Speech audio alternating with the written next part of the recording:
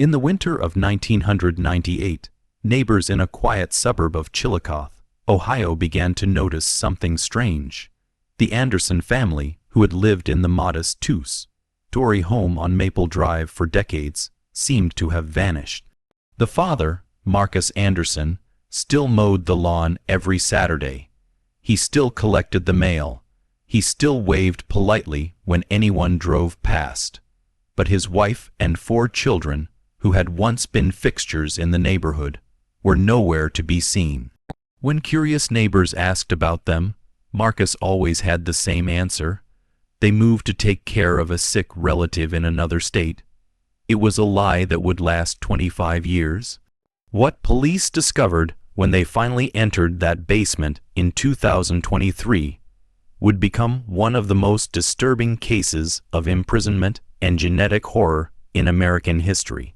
This is that story, and I need to warn you right now, what you're about to hear will challenge everything you thought you knew about human survival and what isolation can do to the human mind and body. Before we dive deeper, if you're interested in more dark true crime and mystery stories that most people have never heard about, make sure to hit that subscribe button and turn on notifications. I cover cases like this that slip through the cracks of mainstream media, stories that are too disturbing, too complex, or too uncomfortable for most channels to touch. Now, let's get back to what happened in that basement in Ohio, because the truth is far more twisted than you can imagine. Marcus Anderson was born in 1965 in the heart of Appalachia, in a region where family trees don't branch so much as they loop back on themselves. His grandfather had married his own first cousin. His father had done the same. This wasn't unusual in the isolated mountain communities where the Andersons came from. For generations, the families in these hollows had intermarried, not out of preference, but out of necessity. There simply weren't enough outsiders, and those who did arrive were treated with suspicion and hostility.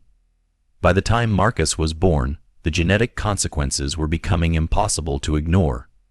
His older brother was born deaf and with a cleft palate. His sister had club feet and severe intellectual disabilities. Marcus himself seemed normal at first, but as he grew, it became clear that something was wrong with the way his mind worked. He became obsessed with purity, with keeping the bloodline intact, with the idea that his family's problems weren't caused by inbreeding, but by contamination from the outside world. When Marcus was 23, he met Sarah Whitmore at a church gathering in southern Ohio. Sarah was 19, shy, and came from a similar background. Her family had also practiced cousin marriage for generations, though they'd never spoken about it openly. There was an immediate understanding between them, a shared shame and a shared belief that they could somehow fix what had been broken in their bloodlines. They married within 6 months. Marcus was convinced that if he could control every aspect of their lives, if he could keep his family pure and isolated from the corrupting influence of the modern world, their children would be healthy. He was wrong, but by the time he realized it, it was too late to turn back. Their first child, a daughter named Rebecca, was born in 1987. She seemed healthy at first, but by age 2, it was clear she had developed mental delays. She didn't speak. She didn't make eye contact. Marcus blamed the hospital, the doctors, the chemicals in the water. He became convinced that the outside world was poison. When Sarah became pregnant with their second child in 1989, Marcus made a decision that would seal all of their fates.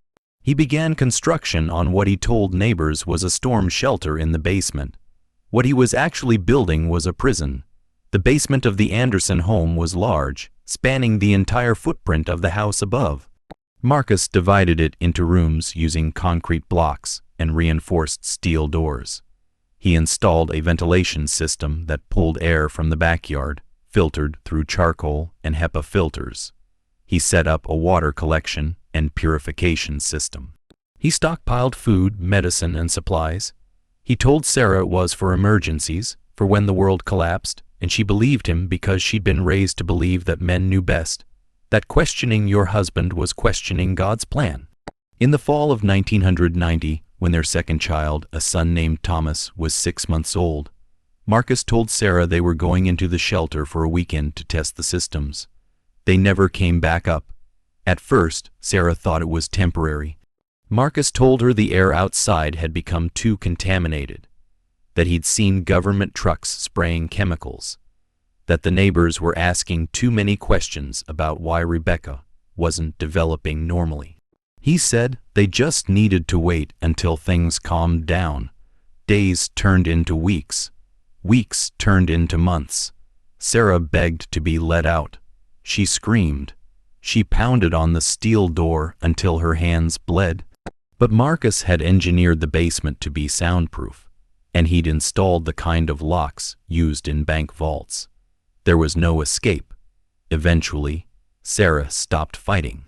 She had 2 small children to care for, and fighting Marcus only made him angry, only made him restrict their food, their light, their already limited freedom.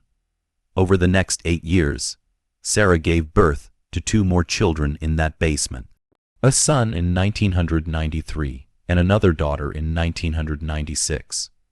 Marcus served as midwife for both births, using medical textbooks he'd purchased before sealing the family away. Both children survived, though the 1993 birth was complicated, and Sarah nearly died from blood loss. Marcus never considered taking her to a hospital. He couldn't risk exposure. He couldn't risk anyone discovering what he'd done. The children born in the basement had never seen the outside world. They had no concept of sky, of trees, of other people. Their entire universe was those concrete rooms, lit by fluorescent bulbs that Marcus controlled from upstairs, running on a timer that simulated day and night but bore no relationship to the actual sun. Now here's where the story takes a turn that investigators still struggle to explain. The children who were born in the basement began to develop differently from Rebecca and Thomas, who had spent their first months or years in the outside world. The 2 younger children, Jacob and Emma, had never been exposed to natural light, had never breathed unfiltered air, had never been touched by anyone except their parents and siblings. They were raised in a sealed environment with its own atmosphere, its own recycled air, its own closed ecosystem. And over time, their bodies adapted in ways that shouldn't have been possible in such a short evolutionary time frame. Jacob's eyes developed an unusual reflective quality, similar to the tapetum lucidum found in nocturnal animals. In low light, his eyes would shine when a flashlight was pointed at them. Emma's skin became almost translucent, her veins visible as dark blue rivers beneath paper white flesh. Both children were extremely sensitive to temperature changes and could detect shifts of less than 1 degree Fahrenheit. Their hearing became abnormally acute. They could hear Marcus walking around upstairs, could identify his footsteps from Sarah's, could tell when he was coming down before the locks on the door began to turn. Medical experts who later examined them were baffled. These weren't genetic mutations in the traditional sense. These were phenotypic adaptations, changes in how genes were expressed in response to environmental pressures. The human body, it turns out, is far more plastic than we ever imagined, especially during critical developmental windows. But the physical changes were nothing compared to what happened to their language. Rebecca and Thomas, who had learned to speak before being imprisoned, retained some understanding of English, though their speech became increasingly garbled over the years with no one to correct them, no external input to reinforce proper pronunciation and grammar. But Jacob and Emma never learned English at all. The only words they heard were from Sarah, who fell into deep depression and spoke less and less as the years dragged on, and from Marcus, who only came down to deliver food and supplies, speaking in short, barked commands. The 4 children developed their own language, a Creole that mixed fragments of English with sounds and structures that seemed to come from nowhere. Linguists who later analyzed recordings of the children speaking described it as unlike any known language. It had grammatical structures that don't exist in English. It had phonemes, distinct sounds, that aren't found in any documented human language. The children had, in essence, created a new language from scratch, the way the human brain is programmed to do when it doesn't receive adequate linguistic input. By 2010, the family had been in the basement for 20 years. Sarah was 42 years old but looked 70.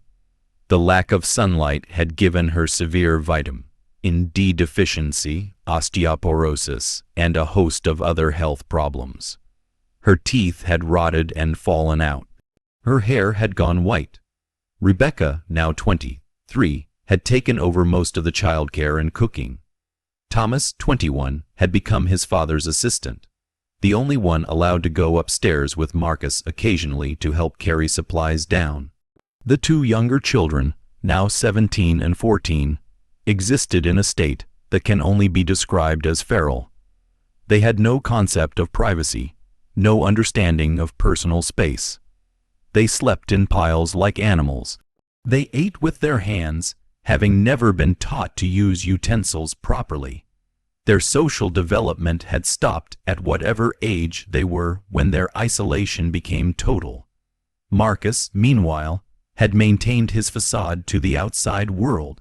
He told neighbors his family had moved away. He told his employer, a construction company where he worked as a foreman, that his wife had left him and taken the kids. He told the few relatives who bothered to check that everyone was fine, just living elsewhere. No one questioned him too closely. People move away all the time. Families fall apart. It's easier to accept a simple lie than to imagine the truth. Marcus paid his bills on time. He kept his property neat. He went to work every day. On the surface, he was a model citizen. Below the surface, in that sealed basement, he'd created a hell that would rival anything in literature or mythology. The beginning of the end came in early 2023, when Marcus suffered a massive heart attack. He collapsed in his bedroom upstairs and lay there for 3 days before a concerned coworker contacted police for a wellness check. Officers entered the house, found Marcus barely alive, and called an ambulance. As paramedics worked on him, one of the officers walked through the house, doing a routine check. He noticed the basement door was heavily reinforced, with multiple locks, which seemed odd. He tried to open it and couldn't. He called for backup, and together they forced the door open. What they found at the bottom of those stairs would haunt every first responder present for the rest of their lives. The smell hit them first. 25 years of human habitation with inadequate waste removal, despite Marcus's ventilation system, had created an odor that was described in police reports as inhuman, like a combination of sewage, decay, and something else. Something organic and wrong that none of the officers could quite identify. The air was thick and warm, almost tropical. The lighting was dim, just a few fluorescent tubes casting sickly yellow light, and then they saw the family. 5 figures, pale as ghosts, blinking in the sudden brightness from the officers' flashlights, making sounds that weren't quite words. Sarah looked like a concentration camp survivor, skeletal and hollow-eyed. The children, ranging from 26 to 36 years old, were dressed in homemade clothes that were little more than rags. Their hair was long and matted.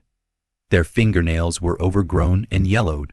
Rebecca and Thomas shielded their eyes from the light and backed away.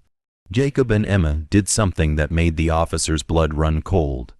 They smiled, showing teeth that had been filed to points, and they made a sound together, a high-pitched keening that might have been joy or terror, or something else entirely. The rescue operation took hours. The family had to be coaxed out slowly. The 2 younger children had never walked upstairs before and didn't understand the concept. They had to be taught, step by step, how to climb. When they finally emerged into the main house, the natural light coming through the windows caused Jacob and Emma physical pain. Their eyes had adapted so completely to darkness that even indirect sunlight was agonizing. They had to be kept in a darkened room, their transition to normal light managed over weeks with gradually increasing exposure. Sarah had to be hospitalized immediately. She was suffering from malnutrition, multiple vitamin deficiencies, untreated infections, and severe psychological trauma. She couldn't speak coherently for the first 72 hours. She just rocked back and forth, making a low humming sound, her mind broken by decades of imprisonment. The medical examinations that followed revealed the full extent of what isolation had done to the family. Rebecca and Thomas, who had some memory of the outside world, were psychologically damaged, but could potentially be rehabilitated. They understood that what had happened to them was wrong, even if they couldn't fully articulate it. But Jacob and Emma were different cases entirely. Psychologists classified them as having a form of reactive attachment disorder, so severe it had never been documented before.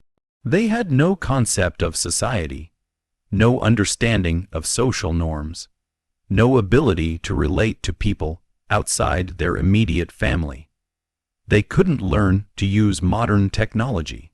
They couldn't understand television or movies, the images moving too fast for minds that had never been trained to process visual information at that speed. They preferred darkness to light, small spaces to open ones. They communicated almost exclusively in their invented language, and attempts to teach them English met with limited success. The DNA analysis told an even darker story. The entire family showed markers consistent with severe inbreeding going back at least 6 generations. Marcus and Sarah were, genetically speaking, closer than first cousins. Their children showed homozygosity levels, having identical gene pairs that were off the charts. This explained some of the health problems, the developmental delays, the physical abnormalities. But it didn't explain the adaptations, the changes in Jacob and Emma's bodies that seemed to go beyond anything that genetics alone could account for. Epigenetics became the focus of intense study. The idea that environmental pressures could alter gene expression so dramatically in a single generation challenged existing scientific understanding. Papers were written, conferences were held. The Anderson case became a subject of international scientific interest, though the family's identity was protected by court order. Marcus Anderson survived his heart attack, but was immediately arrested and charged with kidnapping, false imprisonment, and child abuse. His trial became a media sensation, though cameras were banned from the courtroom to protect the family's privacy. His defense attorney argued that Marcus was mentally ill, that he genuinely believed he was protecting his family from a dangerous world. The prosecution argued that his actions were calculated, methodical, and evil. They pointed to the elaborate preparations, the engineered basement, the years of deception. The jury deliberated for less than 4 hours. Marcus was found guilty on all counts and sentenced to life in prison without possibility of parole. He showed no remorse at sentencing. His final statement to the court was chilling. "I saved them. The world up here is poison. Down there, they were pure. You've destroyed them by bringing them up into this sick, contaminated place." He died in prison 2 years later, still believing he'd done the right thing. The question of what to do with the family members proved far more difficult than prosecuting their captor. Sarah eventually recovered enough to live in a supervised group home, but she never fully regained her mental faculties. She spoke rarely, and when she did, it was often in the language the children had invented, which she'd absorbed over the years. Rebecca and Thomas went through years of intensive therapy. Rebecca eventually learned to function in society, though she preferred to live alone, in a small apartment with blackout curtains and minimal furniture. She took a job doing data entry, work she could do alone in silence without having to interact with people. Thomas had a harder time adjusting. He attempted suicide twice in the first 5 years after rescue. He eventually found stability living on a rural property, as isolated as he could legally be, speaking to others only when absolutely necessary. Jacob and Emma, the children who'd never known anything but the basement, could not be integrated into society. Every attempt to place them in a group home failed. They became violent when separated from each other. They refused to eat food they hadn't prepared themselves. They tore down curtains and stuffed towels under doors, trying to recreate the sealed environment they'd known. Eventually, a special facility was created for them, a place that balanced their need for isolation with appropriate medical care and supervision.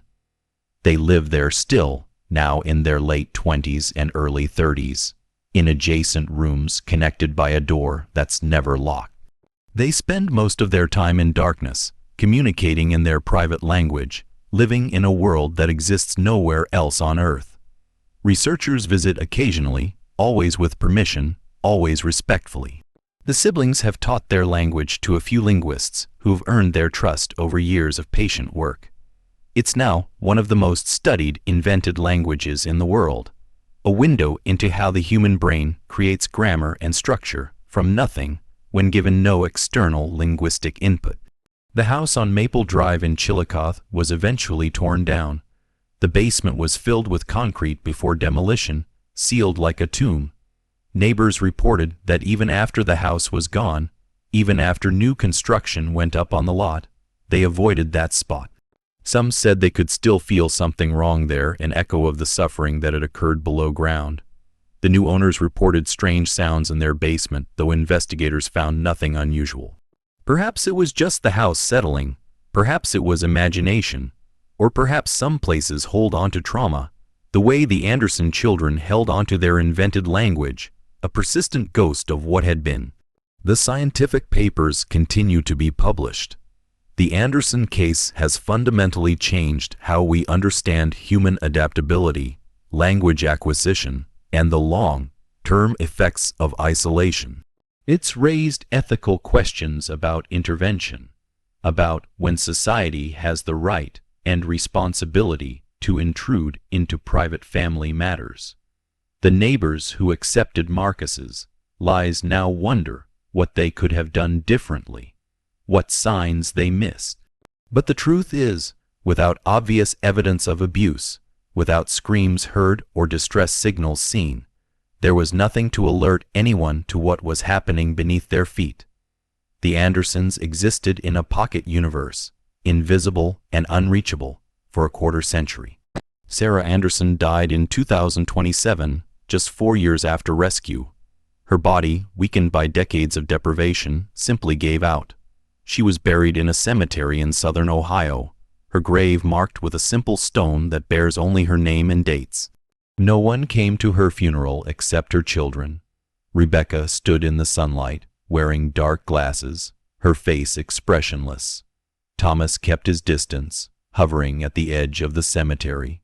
Jacob and Emma couldn't attend. Daylight was still too painful, the open space too terrifying. They said goodbye in their own way, in the darkness of their shared room, speaking words in a language no one else in the world would understand, mourning a mother who'd been both victim and enabler, who'd suffered alongside them, but had also failed to protect them from their father's madness. The question that haunts everyone who studies this case is whether Marcus Anderson was evil or insane. The answer is probably both, or neither, or something that doesn't fit neatly into those categories.